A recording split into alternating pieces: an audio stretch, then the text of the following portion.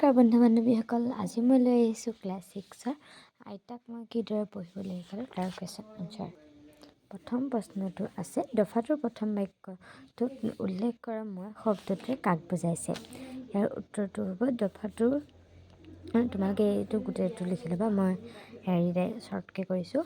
মই শব্দটোৱে কন্নড় ভাষাৰ জনপ্ৰিয় লেখক ত্ৰিবেণীৰ কথা বুজাইছে। সেই সময়ত যোগাযোগ ব্যৱস্থা কেনে আছিল। ইয়াৰ প্ৰশ্নটো অকণ লিখা নাই, সেইটো কাৰণে মই আনচাৰটোকে কৈ দিছোঁ। সেই সময়ত যোগাযোগ ব্যৱস্থা বৰ বেয়া আছিল। সেই ব্যৱস্থাটো লিখিবলৈ থাকি গ'ল। তাৰ নেক্সটটো আছে 3 নম্বৰটো, মানে গড়টো। প্ৰতিদিনে কাকত পত্ৰবোৰ চহৰৰ পৰা কিহেৰে আহিছিল। ইয়াৰ আনচাৰটো হ'ব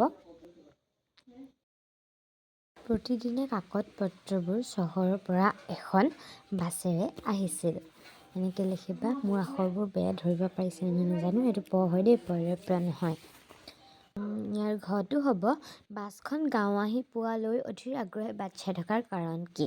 ইয়াৰ আনচাৰটো হ'ব বাছখন গাঁও আহি পোৱালৈ অধীৰ আগ্ৰহেৰে ৰৈ থকাৰ কাৰণ হ'ব, ইয়াৰ গোটেইটো লিখিবা, তাত কাশীযাত্ৰী নামৰ উপন্যাসখন আহিছিল। 3 নম্বৰ প্ৰশ্নটো আছে উত্তৰ লিখা। পাঠত উল্লেখ থকা সাপ্তাহিক কাকতখনৰ নাম কি। ইয়াৰ আনচাৰটো তোমালোকে নিশ্চয় জানাই। ইয়াৰ আনচাৰ আছে, এই সাপ্তাহিক কাকতখনৰ নাম হ'ল কাশীযাত্ৰী।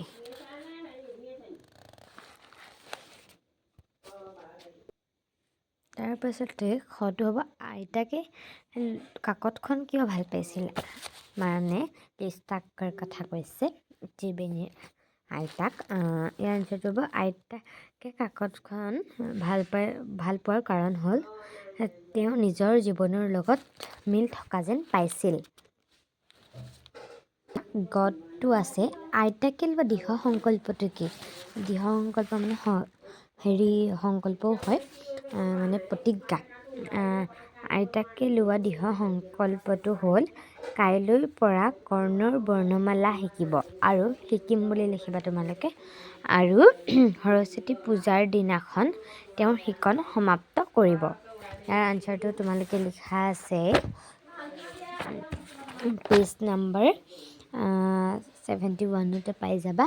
এয়া মই সিদ্ধান্ত গ্ৰহণ কৰিছোঁ যে কাইলৈৰ পৰা কৰ্ণৰ বৰ্ণমালা শিকিবলৈ আৰম্ভ কৰিম। জেদ কৰি হ'লেও শিকিম, আৰু সৰস্বতী পূজাৰ দিনাখনেই মোৰ শিকন সমাপ্ত কৰিম। সেইটোকে আনচাৰটো এনেকৈ কৰি লিখিবা। এতিয়া 4 নম্বৰটো আছে, পাঠটোত থকা কিছুমান শব্দ বাওঁফালে দিয়া আছে, সোঁফালে শব্দবোৰৰ অৰ্থ আছে। সৰু সৰু দলত বহি সেইবোৰৰ অৰ্থ মিলাই থাকা, প্ৰয়োজন হ'লে শিক্ষকৰ সহায় ল'বা। এইকেইটা কৰিয়ে লৈছোঁ, তোমালোকে নিশ্চয় জানাই। চচল মানে হ'ব সুচল অৱস্থা, ফটফটীয়া। এনেকৈ তোমালোকে ধৰিব নোৱাৰিবা, ৰ'বা মই লিখাটো দেখুৱাই আছোঁ। চল মানে হ'ব সুচল অৱস্থা, ফটফটীয়া। অতিক্ৰম পাৰ হৈ যোৱা কাৰ্য। উদ্গ্ৰীৱ বৰ্গ, উৎকণ্ঠিত, আগ্ৰহান্বিত। দৃঢ় সংকল্প, নিশ্চিত সংকল্প, কঠোৰপন, অক্ষম, নোৱাৰা, অপাৰগ। প্ৰচেষ্টা, বিশেষ চেষ্টা, যত্ন, সিদ্ধান্ত, নিৰ্ধাৰণ, মীমাংসা। 5 নম্বৰটো তোমালোকে নিজে কৰিবা। 6 নম্বৰটো তলৰ বাক্যটো কোনে কেতিয়া আৰু কাক নহয় কিয় কৈছিল, এইটো তোমালোকে নিশ্চয় জানিবাই। ভাল কামৰ বাবে যদি প্ৰতিজ্ঞাবদ্ধ হোৱা, তেন্তে সতেক বাধা বিঘিনি অতিক্ৰম কৰি তুমি লক্ষ্যত উপনীত হ'ব পাৰিবা। ছেকেণ্ডটো আছে, যি শিক্ষাই যে মোক পঢ়াৰ স্বাধীনতা দিলে, সেই শিক্ষাদান কৰা শিক্ষয়িত্ৰীক মই কিয় বা সন্মান নকৰিম।